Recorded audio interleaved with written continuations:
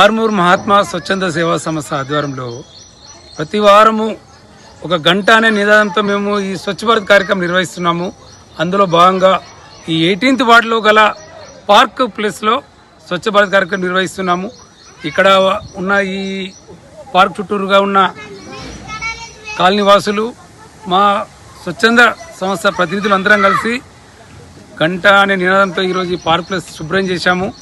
ముఖ్యంగా ఈ park place చాలా బాగుంది, కానీ చుట్టుపక్కల ప్రజలందరూ కూడా ఈ పార్కుని అసలు మరీ అందవికారంగా తయారు చేశారు.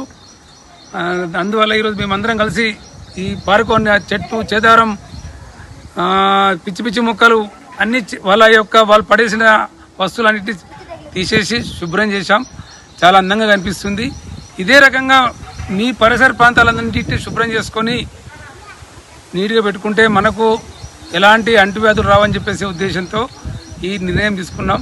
ఇక్కడ సహకరించిన కాలనీ వాసులకు, మా స్వచ్ఛంద సంస్థ ప్రతినిధులందరికీ పేరు పేరున ధన్యవాదాలు తెలియజేస్తూ జై స్వచ్ఛ భారత్, జై తెలంగాణ. ఆర్మూర్ పట్టణం ఆర్మూర్ మహాత్మా స్వచ్ఛంద సేవా సంస్థ ద్వారా గత 55 వారాలుగా ఇక్కడ మేము స్వచ్ఛ భారత్ చేయడం జరుగుతుంది.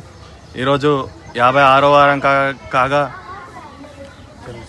జర్నలిస్ట్ కాలనీ వాసులు ఇక్కడ 4వ వీధిలో పాల్పంచుకొని చెట్లు చెదారం శుభ్రంగా చేయడం జరిగింది.